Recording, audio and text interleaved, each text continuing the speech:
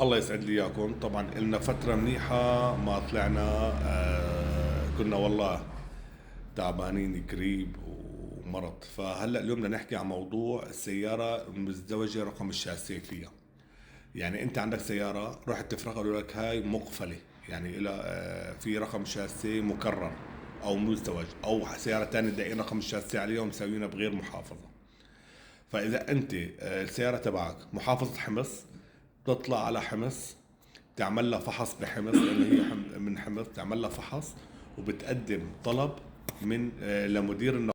طبعا بتفوت عند مدير النقل، بتحط رقم الشاسية وبتحط رقم نمرة السيارة وصورة عن الميكانيك وبراءة الذمة، وبترفعه لمدير النقل. مدير النقل بيرفعه للوزارة.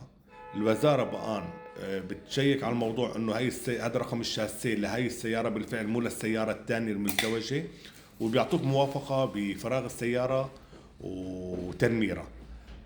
اما هن بيقفلوها بشان لانه في سيارات، خلينا نقول نحن لما كان في فوضى بالبلد تندق رقم شاسية على غير سيارة وتروح تتنمر مثلا بمحافظة، ما خلينا نقول بإدلب، فايتة سيارة من حمص بإدلب تغير رقم الشاسية، فايتة على قصد تغير رقم الشاسية، فايتة على القابشلي تغير رقم الشاسية.